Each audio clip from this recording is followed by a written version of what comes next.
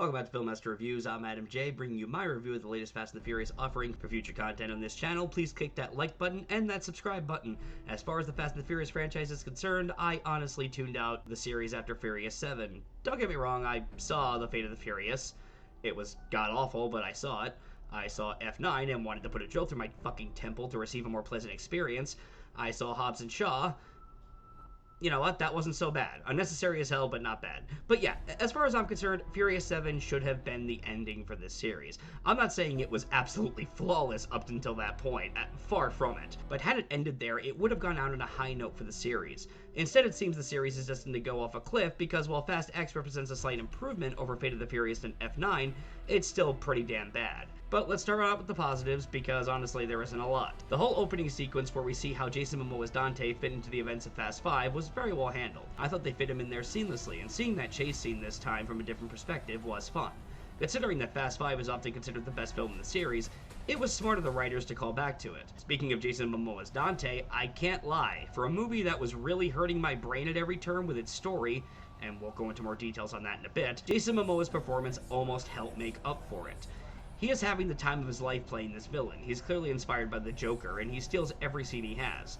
He's the big highlight of the film, which of course means that Vin Diesel has to be a jealous ass and blame him for the movie not doing so well. I mean, based on past experiences, I never saw that coming, did you? Also, there was something I enjoyed in this movie that I never expected to, and yet it's probably my favorite thing in the film. That is the relationship between little Brian and Uncle Jacob, played by John Cena. I hated this character in F9 with a burning passion. It seemed like they just pulled him right out of someone's ass to make him the villain for Dom, only to not commit to that by the end. So him being part of the bigger family wasn't really exciting me. I actually thought that was pretty stupid. But I have to eat my words here, John Cena and Leo Perry have very good on-screen chemistry. You completely buy that this is a boy just hanging out with the cool uncle he idolizes. I found the moments between them to be rather emotional and heartfelt at times. It was definitely a side of John Cena's acting I hadn't seen before. So yeah, that particular part of the plot I really liked. I found it well written and well executed. The rest of the movie, not so much. So hang on, fasten your seatbelts. Okay, that was a dumb joke. But you know what? I stand by it. Fasten your seatbelts. I'm owning it. So this movie pretty much has the same problem with the action that the last two numbered entries had, in that not a single sequence is believable. Now, the stunts here aren't as dumb as Tarzaning a car across two cliffs, or sending a goddamn Volkswagen Scirocco or whatever the fuck car it was supposed to be into space. They didn't go full retard this time, but that doesn't make them any better.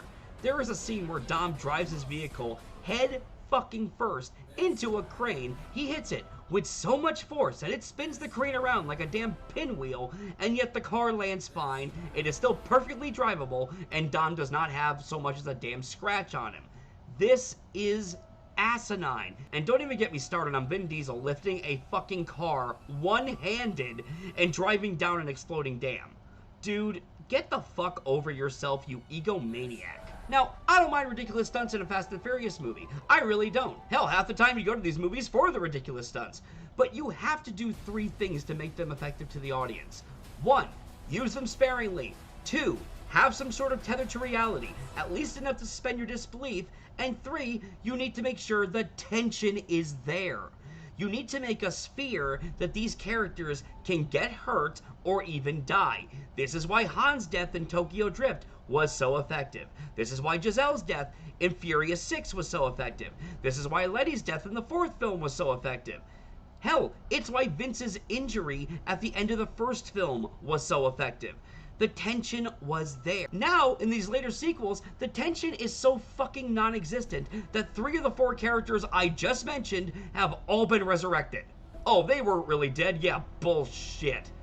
There is a character in this movie who sacrifices himself towards the end, and when it happened, I didn't give a shit, because I know he's just gonna be magically alive in a sequel. Several of the main characters get shot down in a plane, and we won't know their fate until the next sequel, but I can pretty much guarantee you at this point, none of them will be dead. That's the biggest problem with these last few films in a nutshell. There are absolutely no stakes. There's been so much retconning and resurrecting that I just don't care anymore. Jesus, say what you will about Too Fast, Too Furious. That sequel was The Empire Strikes Back compared to these last few. Another issue this film has is just an overabundance of characters. Brie Larson and Alan Ritchson are brought into the mix, and while this normally wouldn't bother me, the film can't even figure out what to do with the characters from the last few films. Every time it cut back to Roman, Tej, and Han, I was looking at my watch. They have nothing, and I mean nothing, to do in this entire film. They may as well not even be here. Yeah, way to completely screw over Han's death only to bring him back and do absolutely nothing with him. What a damn joke. And of course, like the last two movies, the Fast and Furious franchise is once again taking continuity behind the woodshed and beating it with a shovel. Like Dom telling Dante that he burned the money they stole in Rio. Oh, bullshit, you burned that money. Your ass was sitting pretty in a big-ass chateau with new cars to boot in Fast 6. What'd you pay for those with? Fucking food stamps? Lastly, this movie is just a mess. It's constantly going back and forth between a ton of different subplots, most of which should have been cut for time, but God knows we can't have a shorter movie now, can we? Overall, Fast X was just another bad sequel in this franchise. Nothing more, nothing less. I'm giving it a D, if only for the scenes with Jacob and Brian. Again, I liked it better than 8 and 9, but that's not exactly a high bar to reach. So what'd you think of Fast X? Please let me know in the comments, and please subscribe if you'd like to see more.